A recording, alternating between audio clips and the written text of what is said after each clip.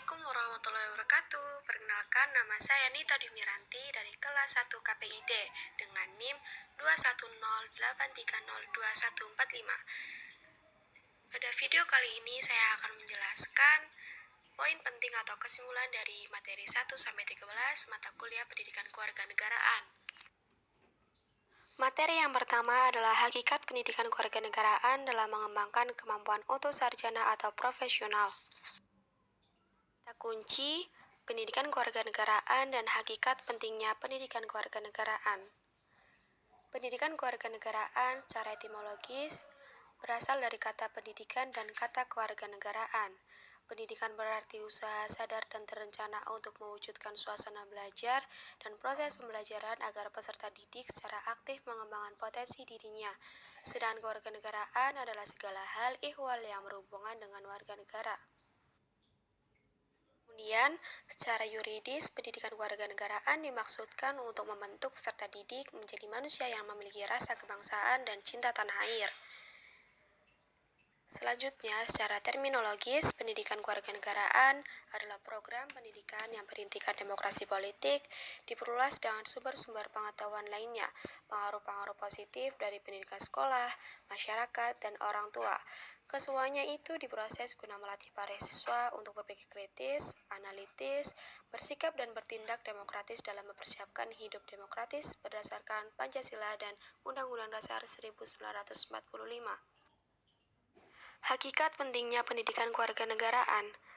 Pendidikan kewarganegaraan tentu penting untuk negara karena setiap generasi adalah orang baru yang harus mendapat pengetahuan, sikap atau nilai dan keterampilan agar mampu mengembangkan warga negara yang memiliki watak atau karakter yang baik dan cerdas, atau smart and good citizen untuk hidup dalam kehidupan masyarakat, berbangsa dan bernegara sesuai dengan demokrasi konstitusional.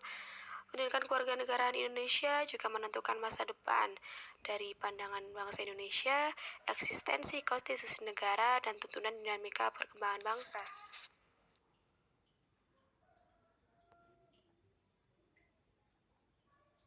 Materi yang kedua adalah esensi dan urgensi identitas nasional sebagai salah satu determinan pembangunan bangsa dan karakter. Kata kunci 1.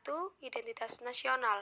Menurut Undang-Undang Republik Indonesia Nomor 24 Tahun 2019 tentang bendera, bahasa, dan lambang negara serta lagu kebangsaan, bendera negara Indonesia, bahasa negara, dan lambang negara, serta lagu kebangsaan merupakan identitas nasional bagi negara bangsa Indonesia yang telah diatur. Yang kedua, esensi dan urgensi identitas nasional. Seperti yang sudah dijelaskan pengertian identitas nasional tadi, pentingnya identitas nasional bagi Indonesia pertama, agar bangsa Indonesia dikenal oleh bangsa lain. Apabila kita sudah dikenal oleh bangsa lain, maka kita dapat melanjutkan perjuangan untuk mampu eksis sebagai bangsa sesuai dengan fitrahnya. Kedua, identitas nasional bagi sebuah negara, bangsa sangat penting bagi kelangsungan hidup negara bangsa tersebut. Tidak mungkin negara dapat hidup sendiri sehingga dapat eksis. Setiap negara seperti halnya individu, manusia tidak dapat hidup menyendiri. Setiap negara memiliki keterbatasan sehingga perlu bantuan atau pertolongan negara atau bangsa lain. Demikian pula bagi Indonesia, kita perlu memiliki identitas agar dikenal oleh bangsa lain untuk saling memenuhi kebutuhan. Oleh karena itu, identitas nasional sangat penting untuk memenuhi kebutuhan atau kepentingan nasional negara bangsa Indonesia. Materi yang ketiga adalah esensi dan urgensi konstitusi dalam kehidupan berbangsa dan bernegara. Kata kunci 1. Pengertian konstitusi.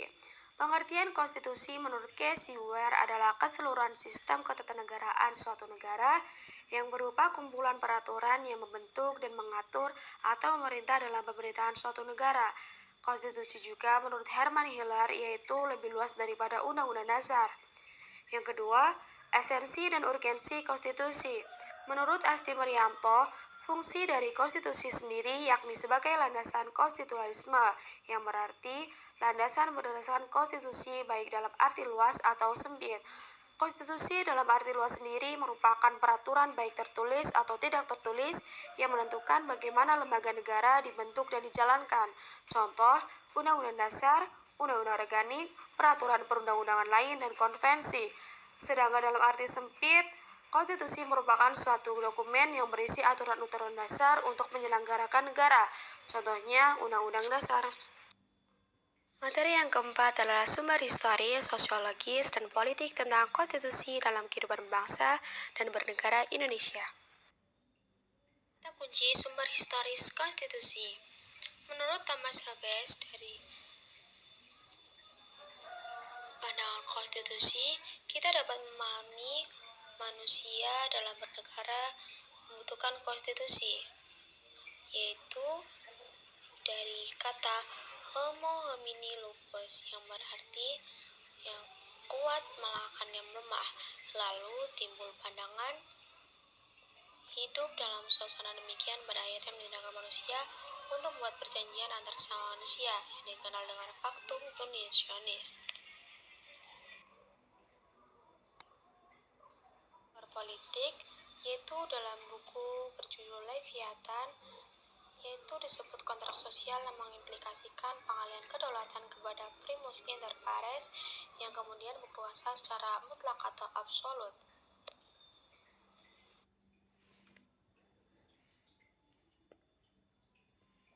Materi yang kelima adalah konsep dan urgensi harmoni kewajiban dan hak negara dan warga negara. Kata kunci, pengertian hak dan kewajiban warga negara.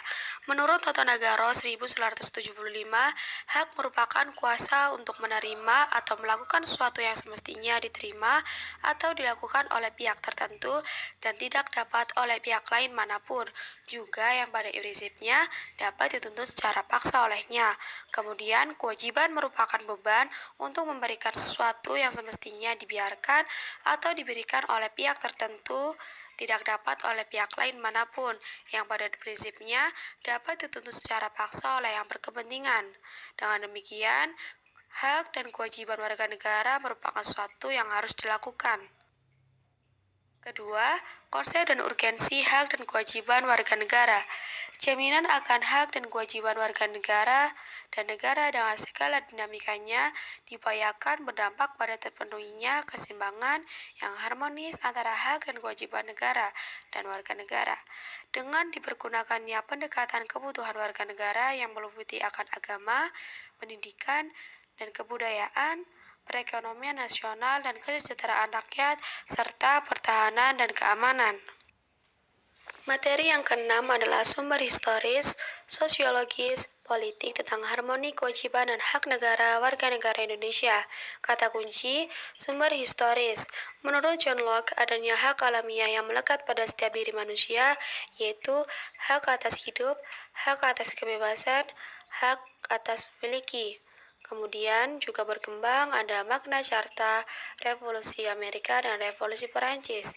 Kata kunci yang kedua yaitu sumber sosiologis.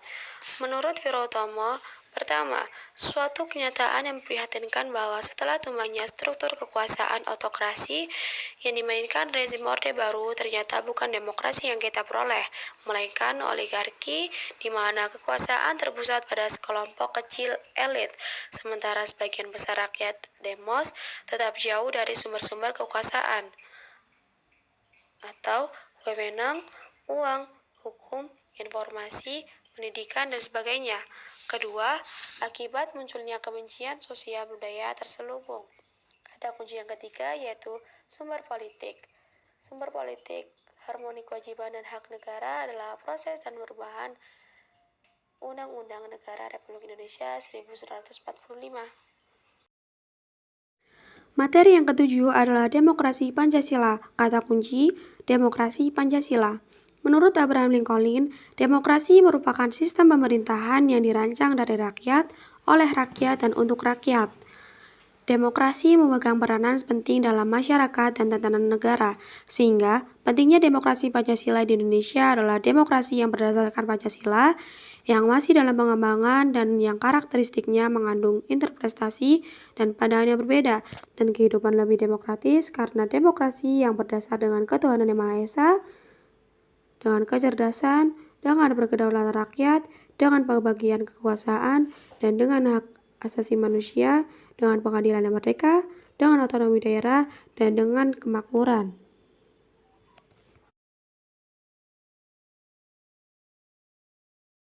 Materi yang kedelapan adalah implementasi demokrasi dari beberapa negara di dunia. Kata kunci, demokrasi.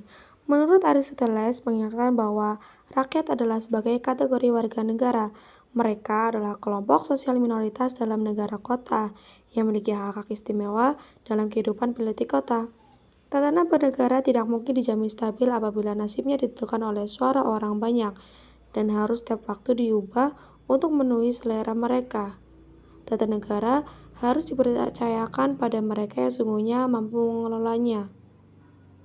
Maka dari itu, pentingnya demokrasi dalam negara yaitu sebagai wujud implementasi demokrasi dalam negara. Materi yang ke-9 adalah konsep dan urgensi penegakan hukum yang berkeadilan. Kata kunci, arti hukum dan melaksanakan penegakannya, dan konsep urgensi penegakan hukum. Menurut Kernbuk dan TKB Sabarudin 1975, kehidupan manusia tidak cukup hidup dengan aman, teratur, dan tertib. Manusia perlu sejahtera. Apabila tujuan negara hanya menjaga ketertiban, maka tujuan negara itu terlalu sempit.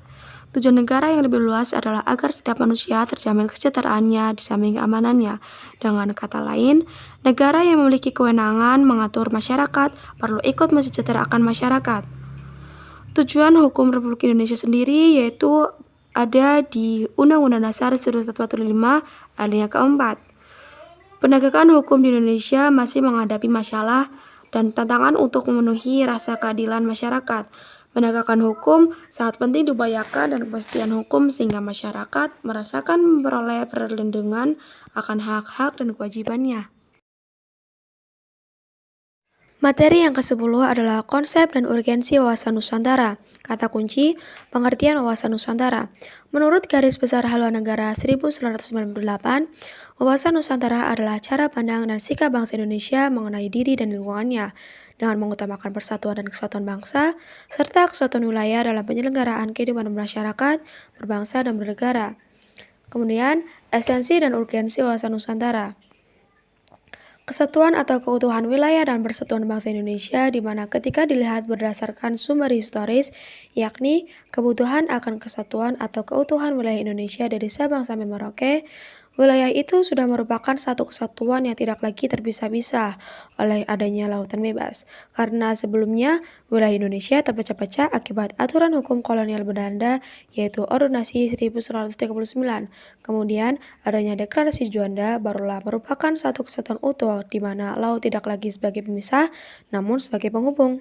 Sebagai konsep istilah wawasan Nusantara, menurut Hasman Habib adalah kedaulatan wilayah nasional termasuk satu kesatuan bangsa, satu tujuan dan tekad perjuangan dan satu kesatuan hukum, satu kesatuan sosial, budaya, satu kesatuan ekonomi dan pertahanan keamanan. Materi yang ke-11 adalah konsep dan urgensi ketahanan nasional dan bela negara. Kata kunci pengertian ketahanan nasional dan bela negara.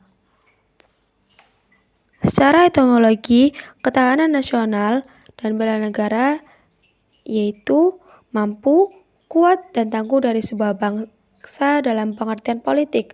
Pengertian politik sendiri yaitu persekutuan hidup dari orang-orang yang telah menegara. Kemudian, konsep dan urgensi ketahanan nasional dan bela negara. Berdasarkan pasal 27 ayat 3 Undang-Undang Dasar Negara Republik Indonesia 1945, usaha membela negara merupakan hak dan kewajiban setiap warga negara. Kemudian, Undang-Undang Nomor 3 Tahun 2002 tentang Pertahanan Negara, Pasal 9 ayat 1 bahwa setiap warga negara berhak dan wajib ikut serta dalam upaya bela negara yang diwujudkan dalam penyelenggaraan pertahanan negara. Dengan itu, ketahanan nasional sebagai pedoman peraturan penyelenggara negara dan pembela negara sebagai usaha warga negara untuk mewujudkan ketahanan nasional. Materi yang ke-12 adalah mengetahui kelebihan bangsa Indonesia yang sesuai dengan wawasan Nusantara untuk mewujudkan ketahanan nasional. Kata kunci, Indonesia. Menurut Haidar Basir, Indonesia merupakan bangsa yang banyak ragamnya, dan menurut Notonegoro, nasionalisme dalam konteks Pancasila adalah majemuk tunggal atau Bhinneka Tunggal Ika. Dengan demikian, Kelebihan bangsa Indonesia sendiri dalam ketahanan nasional yaitu tetap bersikap Bhinneka Tunggal Ika atau berbeda-beda tetapi tetap satu jua.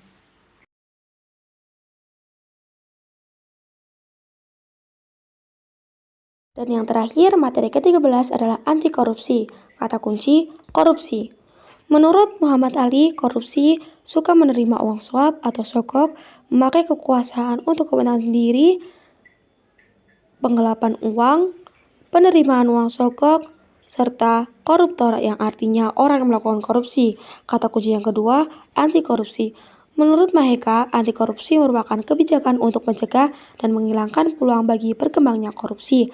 Adapun langkah-langkah anti korupsi yaitu memperbaiki peraturan perundangan yang berlaku untuk mengantisipasi perkembangan korupsi dan menutup celah hukum atau pasal-pasal karet yang sering digunakan koruptor melepaskan diri dari jerat hukum. 2. Memperbaiki cara kerja pemerintahan menjadi sederhana dan efisien. 3. Memisahkan secara tegas kepemilikan negara dan kepemilikan pribadi serta memberikan aturan yang jelas tentang penggunaan fasilitas negara untuk kepentingan umum dan penggunaannya untuk kepentingan pribadi. Sekian yang dapat saya jelaskan, kurang lebihnya mohon maaf. Wassalamualaikum warahmatullahi wabarakatuh.